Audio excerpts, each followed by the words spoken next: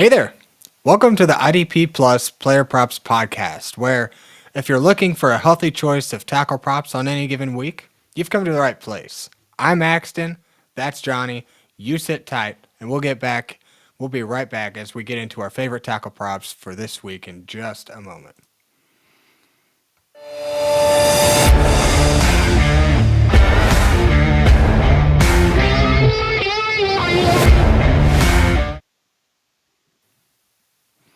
Welcome back again to the IDP Plus Player Props Podcast, where Johnny and I have been giving you all 8 players each week whose tackle lines we are particularly fond of, whether they're on streaks, they're in good matchups, whether their opponents have allowed streaks of stats that we're kind of trying to catch up on. We're just kind of laying all the information out there for you guys, vomit style, so you can pick and choose. Maybe we strike a chord with you on any one or more, and you decide you want to make the play.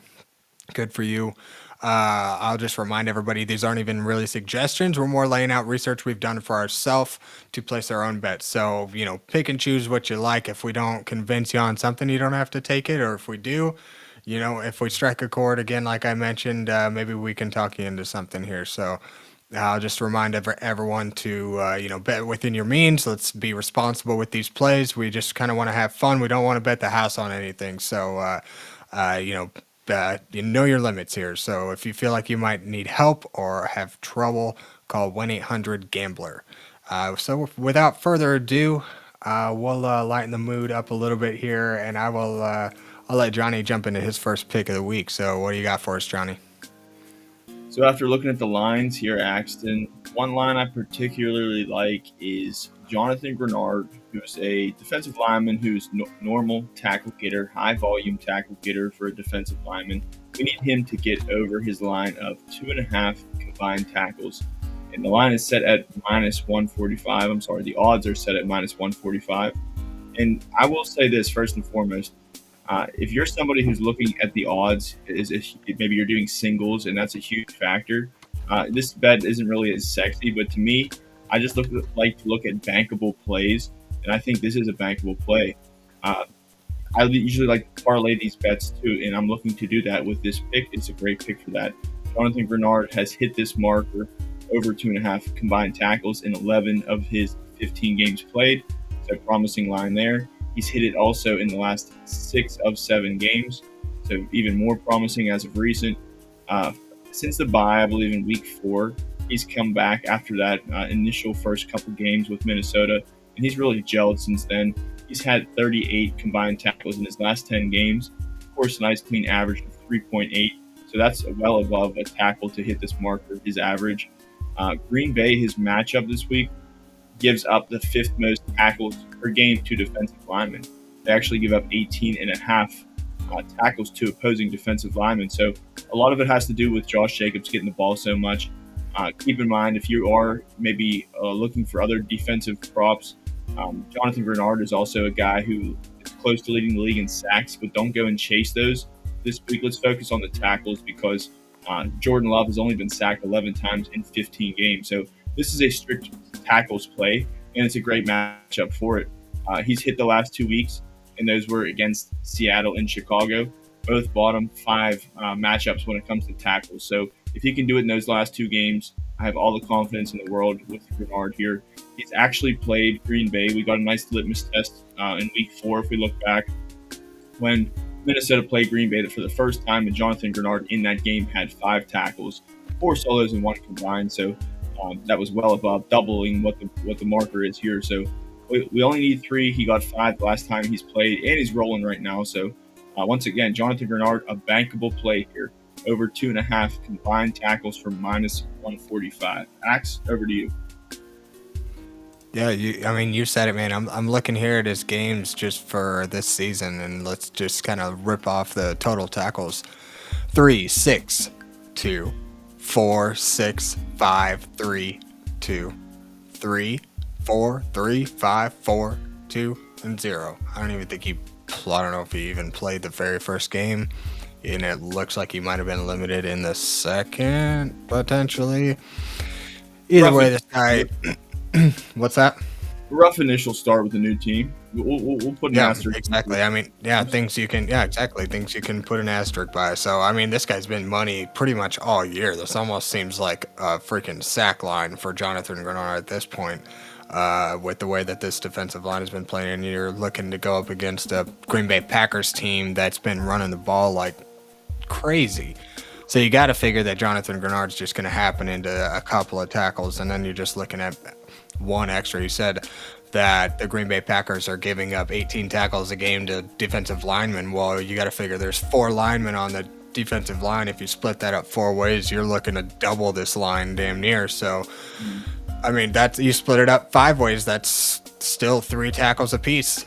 I mean, so there's still plenty of meat left on the bone. I think Greenard being the tackle guy on this defensive line, along with Andrew Van Ginkel, I think both of them could easily go over 2.5. And if Van Ginkel's line was like 5.5, I don't see why Greenard's line would be 2.5. This is ridiculous. I think that's a incredibly low floor for a guy who's achieved this time and time again. So I like that play to start us off this week. My first play this week is going to go into the New Orleans game. Let's see, that's Alontaetaylor. Over 4.5 combined tackles. This comes in at -105. He plays, New Orleans Saints play the Rams this week. First of all, Taylor's averaging over 5 tackles per game this season.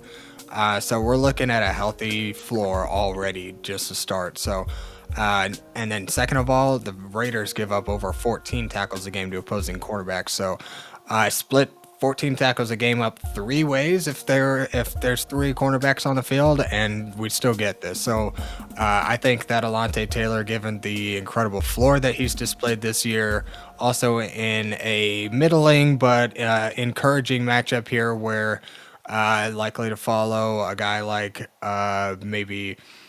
I'm sure he will probably get in on some Brock Bowers and Jacoby Myers, the leading reception guys there in Vegas. So Taylor, he's already hit this. It doesn't really even matter the matchup with him because he's hit this in 11 out of 15 games, much like Greenard, where Johnny was kind of talking on the last line. I just feel like this 4.5 is an incredibly low mark for a guy who's hit this week in and week out. Only 4 games all year where he's missed this. So not to mention that the New Orleans offense is kind of crumbling. They really don't have anybody. It's Marquez Valdes-Scantling. I mean, Rashid Shaheed was out for the season. Olave's had a concussion for half the season.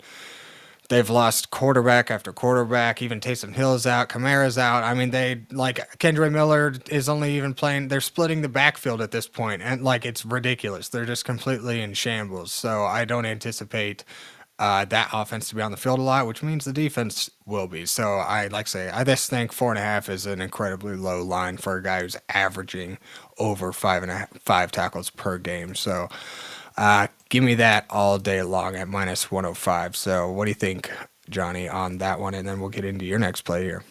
I like it. I like the average over the last 4 games coming off the bye. The bye was in week 12. The last 4 games, he's been averaging just 1 tackle under an average of 5 per game. So that checks the box. And at the same time with Alontaetaylor, last week he did it versus Green Bay, and that was a rough matchup. If he can do it versus Green Bay with 6 tackles, I think he can do it here versus Vegas. They're not in Green Bay. There's no cold weather. They're now home back in New Orleans. And one thing about that game is we got about 3/4 of Jordan Love throwing the ball. Then Malik Willis came in. They were more or less running the ball at that point, and he still cleared that marker well of. So I like Alontaetaylor. It's a good find here, and like you said, in comparison to the Jonathan Greenard, just low line set. So take advantage of that. And rolling into my next one on the reverse hand is a high line that I think is being set, and that is our boy petewerner. He is at 7.5 combined tackles, and I like the under here at +100. If it's -100, I still think it's bankable. I don't think it's very sexy, but I'll make the case. You're going to call me crazy. He did not hit this line. He actually had 9 combined tackles last week. Axton, you took him at 8.5. I backed that up. I'll still back it up here at 7.5, and I'll tell you why. First off, petewerner has hit this under in 7 out of 12 games in 4 of the last 8. And if those numbers don't do just enough justice, Last week he had those 9 tackles, how I had mentioned, and that was against a great Green Bay defense. Top 12 as far as tackles allowed to the linebacker position with 18.3 on the season. Week 17, he's going to get a matchup versus Las Vegas, which isn't so sexy. Las Vegas, over their last 3, have only been allowing 14.3 tackles to the linebackers.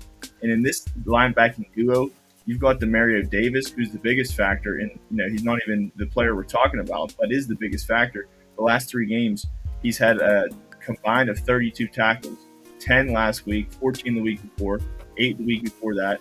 We're talking about a matchup where we said that Las Vegas only allows 14 tackles to opposing linebackers. Well, if we're going to sit here and say Davis's line is 8.5, he's going to probably get 8 or 9 tackles, and that only leaves 5 or 6, for Pete Werner. And I think last week was an outlier week. He's going to have those. He did play 91%, and if we're looking for another potential red flag with this line, is the fact that last week, I know you're a fan of Willie Gay Jr., Axton. He popped up, and actually the snaps rose up to 35%, and Pete Werner went down to 91%. So I don't know. The week before that, Willie Gay was at 19. Last week was at 35. Maybe that this week is at 45 or 60, and those snaps even come off from Pete Werner too. So there's a little bit, more underlying in the surface here than the surface reads. So I really like this line here. This is one of our guys we talked about taking unders, him, Tremaine Edmonds. And when you get a chance here at plus money on this, it makes it even sweeter. So I think it's a bankable pick, and it's great odds. So it's the best of both worlds, Axton. I'm sure you agree. What do you think? Oh, yeah. I mean, you go back and watch each of our episodes all throughout the year. I'm sure Pete Werner was featured on a majority of them on his unders, and he's hit for us often this year. So last week, he didn't quite pan out for me, which is okay because he's hit more often than not. I mean, his line continues to sit at 7.5, and he continues to underachieve. He's one of those guys that never really takes up a great matchup and overachieves kind of what we expect him to produce. So in that case, we like to take those guys for the unders. So and just one more stat on that, Axton. Last week, if you look at the matchup, Las Vegas had played Jacksonville. In that game, Foye Oluokun, who we've come to know as a premier tackle guy, and as well as Devin Lloyd, who's a banger as well. Those guys had only combined 15 total tackles against Las Vegas. So again, that's just over that 14.3 average. Doesn't leave a lot of meat on the bone still with Pete Werner after you take into consideration Demario Davis. So yeah, definitely a good pick here, and I appreciate the backing on it. Who you got next? Yeah, no problem. Yeah, exactly. Demario Davis, the books think he's already going to be at 8.5, 9 tackles. Just not much left for Pete Werner, so we won't get too much into that. But who I got next here, I've got Jevonholland. I'm going to take another going into this under column with Johnny. We're diving into the pool together. I'm going Jevonholland's under on 4.5 combined tackles. This is also plus money at plus 100 this week. Let's see here. He plays the Cleveland Browns. So Cleveland, we can't really go too much off stats, but what we can look at is last week. We have a little bit of a sample size of Dorian Thompson-Robinson, but there's a few factors that play into it. So we can, because this is a big part of my reasoning for going with the under on Holland here, is because it's just a poor matchup for quarterbacks in general. And Dorian Thompson-Robinson is only looking at like his second start this season. So he's just not a great passer. He's not known for being a very accurate passer or efficient passer. So last week he completed 20 passes against a poor Cincinnati secondary, which I would imagine is probably a ceiling play for him. And when you're looking at quarterback corners getting tackles, you want matchups where quarterbacks are completing a minimum of 20 completions, and actually the better quarterbacks in a matchup against Cincy are probably completing upwards of 25 to 30. So Dorian Thompson-Robinson, I imagine, will probably look more at like 15-ish completed passes, and you expect maybe 8 to 10 of those to go to wide receivers. And we're not looking at too many tackle opportunities for cornerbacks here. And I think Miami is just historically this season they've kind of had clamps on wide receivers. They've been a tough matchup for quarterbacks and wide receivers alike much of the year. Like I say, the Browns we can't really go off too much off of stats, but in the last 3 weeks, the Browns are allowing just 11 tackles per game to the cornerback position. 2 of those are with Jameis Winston, so you're looking at more efficient-ish, a lot more passing, just volume in general. So that just kind of, I mean, so that plays a heavy factor. DTR is no Jameis Winston by any stretch of the imagination. Against Cincy, Winston would have had 35 completed passes, no joke. So I think this matchup is just going to be kind of looking downhill the entire time for Cleveland against Miami. I think that'll just kind of walk all over Cleveland in this one. So I'm expecting a lot of short drives and 3 and outs for that offense, and I think Miami just kind of walks all over them here. And we get plus money on this for Jevonholland, who has been an underachiever much of the season, where we kind of had high expectations for a guy like him. So why not cash in on a little bit of that? So let me know what you think about that, Johnny, and we'll roll into your next pick. I'll tell you why I absolutely love that pick, Axton, is because I think what Vegas is doing here is they're looking at last week in the game versus Cincinnati. In that game, Jordan Battle, the safety for Cincinnati, had 7 tackles, which is impressive, and that probably makes the line a little bit sweeter here. But, at the same time, our boy Jevonholland plays the free safety position, just like Geno Stone from Cincinnati. And because of that, that's who I really compare him to. I'm not really looking at Jordan Battle. When we look at Geno Stone last week, he had 1 solo tackle, 1 combined tackle on the whole game. So Jordan Poyer is actually the better comparison to Jordan Battle in this scenario, which I expect him Jordan Poyer to have 5 or 6 tackles. But yeah, when we look at the matchup, even if we look at combined, Cincinnati only gave up, Cleveland only gave up 8 combined tackles to the safety position. Jordan Poyer could easily have 7 or 8 tackles himself, not leaving a lot of meat potential there for Jevonholland. So at plus money, Axton, I really like this pick. Like you said, the numbers are in our favor. History's on our side. So further proving your point. So I love this pick of Jevonholland. I actually didn't get a whiff of that. So that's kind of news to me. So a good find on this. And I'm going to hit this after we get off here. Rolling into my next pick, I'm going to take, and this is why you got to be on early, because you get some great lines here early. And this one's has been moved already. I like Brandon Jones. His original line was over 3.5 solo tackles, and it was plus 130. That line has now since been moved to 3.5. And I'll tell you what, there's 2 good lines here with Brandon Jones, but I'm actually going to take his, after that line had switched, I'm actually going to take his over 6.5 combined tackles. That is now plus 100. So the juice is now in the combined tackles for Brandon Jones is at 6.5. That's the line that I'm going with here. Now, Brandon Jones, the reason why I'm picking this the over on the combined 6.5 is he had hit this in the last 2 games. He had 7 tackles in 7 out of 14 games to this point, so about half the games. One of those games that we can put an asterisk next to, he was hurt. He did not finish the game. He only played 2. So really that's 7 out of 13. He's had 19 combined tackles over the last 2 games. And if you look really in the fine print at those matchups, last week it was against the Chargers, who is a bottom 3 matchup when it comes to tackles given to opposing safety. So if you watch that Thursday night game, Brandon Jones looked like a linebacker out there. I mean, I'm sure if Alex Singleton is in this game and healthy, that Brandon Jones isn't making this factor. But the fact that Singleton's out and Cody Barton's numbers even have trailed a little bit, Brandon Jones is making noise all over the field. A lot of solo tackles here. So not only do I like that solo tackle, but again, we're going for the combined marker here. And he's just rolling. After that bye week, he got the chance to get healthy. The last 2 games in bad matchups, incredibly 19 tackles. The last one versus the Chargers was 7 solos and 3 assists. So a double-digit tackle game from a defensive back. So he's absolutely rolling right now. And they're giving us juice plus 100 at 6.5 combined tackles. So he's going to get his 7 tackles. He's going to get his 4 solos. And guess what? If the line for solos goes back to 4.5 with juice, I'd recommend that too for solo tackles.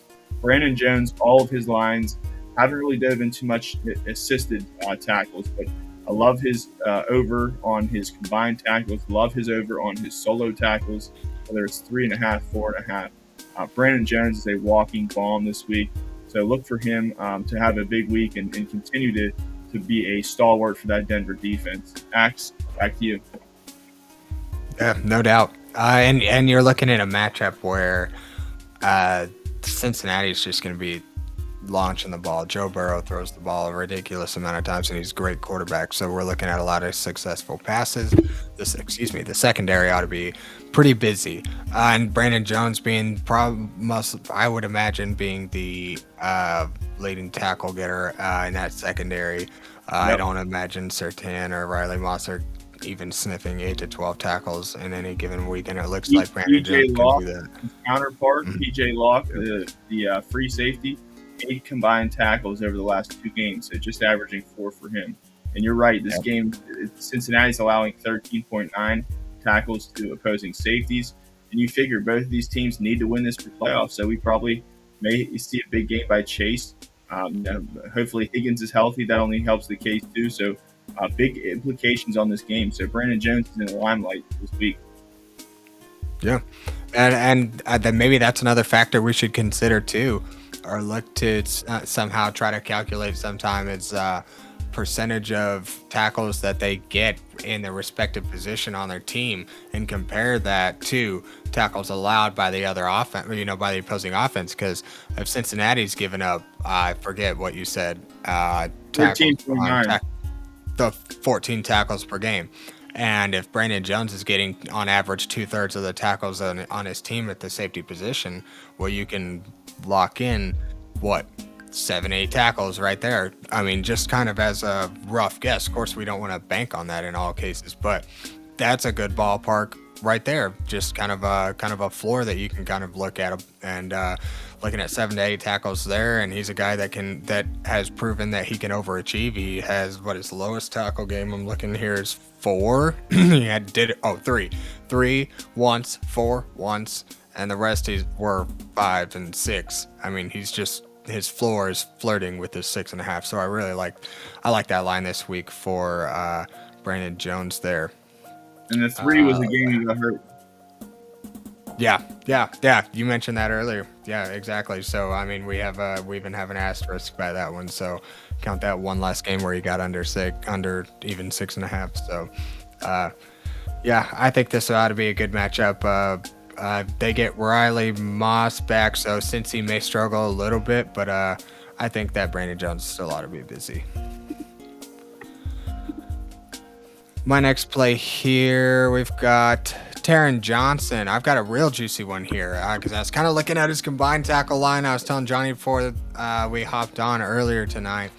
I was looking at his combined, and then I was also looking at his assisted line, and I due to the odds, I pretty well jumped right on this 1.5 assisted tackle line. This comes in at a juicy plus 150 as he plays the New York Jets this week at home. Just kind of looking at the matchup here, if we're looking at talking about the Jets and what they allow to the position, they allow 10 or more tackles per game to the position in the last few weeks, and about 13 per game on average so far this year. The Jets have kind of been up and down. But I'm expecting a lot more competitive matchup here. The Jets are kind of one of those teams that will play to the level of their competition, and Buffalo's not. Buffalo will put up or shut up each week, and I think with some of the Jets players, Devontae Adams and Aaron Rodgers, likely playing for a new job next year, likely somewhere else, I think this is an opportunity for them to kind of show out. So I think there's a few factors here to kind of play in, and I think Taronjohnson could be one of our beneficiaries. And we're looking at plus 150.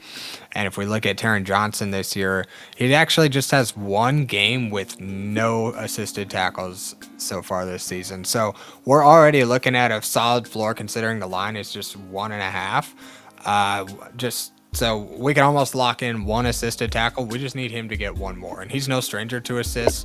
I just looking at the last few weeks. I think he had got this in like 3 of the last 4 or something like that. He's just often in group tackle situations. So I think in a matchup against the Jets, where there ought to be plenty of successful passing and more sustained drives, he ought to be on the field plenty. And Rodgers is an efficient passer. So I like this matchup for Taron Johnson, and the odds at plus 150 for a guy who is a known tackle getter in the secondary for this Buffalo defense. I just really love this matchup, and give me some plus odds at 1.5 times your cash on this one. So, thoughts on that one, Johnny? And let's see here. Are we at a breaking point? Yeah, we'll get thoughts on that, and then we'll get into a little short break before we wrap up the show.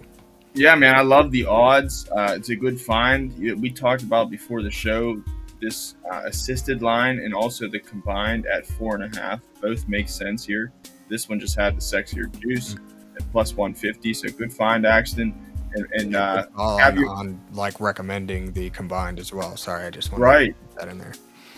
Right, and at the same point, with this matchup against the Jets last week, the Jets were on the field a lot. I mean, versus the Rams, I didn't expect them to be any drives like that. So maybe things look better. Devontae Adams looks to be rolling. Looks like he's going to play in this game. So as far as Taron Johnson goes, this is a great matchup for him. Better than the numbers say. The Jets have not been great to opposing cornerbacks throughout the year. But the last game, when I look at it, inspires confidence in me in this pick. I look at Darius Williams, the main tackle getter at cornerback for the Rams. He had 5 assists last week. And then opposing him, the only other full-time cornerback the Rams deployed was Ahkello Witherspoon. He did not have any assisted tackles, but he did have 5 combined. So 5 tackles by each of those corners last week is a good spread. All we need is 2 assisted here. So 3 solo and 2 assisted lines sounds right on par with Taron Johnson.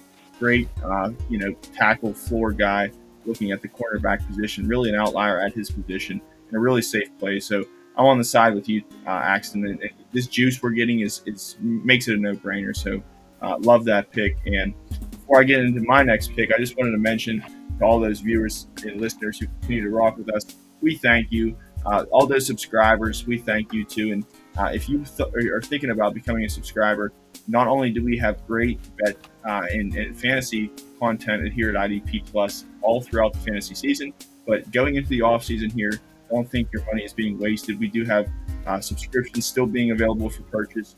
When you use the promo code PROPS, you will get 20% off that subscription. And we have numerous dynasty articles, betting articles still over the fantasy off season. So don't think just because the season ends that we're ending to a lot of probably more content in the off season than in the season. So, or just as much at least. So again, idpplus.com/membership will take you straight to the subscription page, and use the promo code PROPS to get your 20% off your subscription starting now. My last pick, I am going to go right into the well that I dove into last week, Axton, and it worked out last week. Why change, right? And that is Buddabaker over 2.5 assisted tackles. He's hit this marker. We can even make these numbers even look better than we did last week because he hit it. He's now sitting at 12 out of 15 games hit. That's 80%. He hit it last week versus Carolina in a bottom 12 matchup. We knew it was a bad matchup, but Buddabaker, the assist game has just been too tight for him to pass up at 2.5. They messed up. They set the line again at 2.5, and this is at minus 125 odds. Again, I don't care about the odds. It could be minus 170. I'm still taking this. It's a bankable bet. Week 17, he's going to get the Rams, a top 10 matchup on the flip side, who allow over the last 3 games 20.3 tackles to the defensive back, the safety position, I should say. And that is absolute first in the NFL over the last 3 games. So this is a cake matchup for Buddabaker. You can expect double-digit tackles, but all we need here is 3 assisted tackles. In 15 games, he's had a combined 58 assisted tackles. That's an average of 3.87 per game. which is well over one tackle of what we need here. So all aspects checks the box, matchup perfect storm, and we're talking about the defensive back who leads the NFL in tackles. So Buddabaker, absolutely dipping my hand back into the well for this bankable bet. Yeah, that's no doubt. The books still haven't caught on to this guy who's got what? Has he hit 150 tackles so far this season? I think a couple weeks ago he was at like 142. Either way, I mean, a guy who's averaging dang near 10 tackles a game, and if you like Johnny was saying with the splits, man, I mean, he's got a fair amount. He's averaging over one tackle more than what the line's at. He's a very consistent player, a very high floor, and there's not a whole lot you really need to say. Johnny laid it out for you. If you want more, go back and look at the last 5 weeks, and I'm sure he's in there plenty. So Buddabaker's paid off for us a lot this season. So the fact that the books aren't going to move this line up, we'll keep cashing in on it. So I like that play. Love that play. We'll wrap up the show here going back to the Denver Broncos game against Cincy. I'm particularly looking at another guy we've seen on this show oftentimes this year, and that's Codybarton. We're going to hit his combined tackle line of 6.5 on the over, coming in at -105 this week. Against Cincy. This is just a great matchup. There's going to be plenty of long drives. Denver's going to be on the field plenty because Cincinnati doesn't often go 3 and out. So they've actually allowed the 5 of the last 7 full-time linebackers to achieve this mark.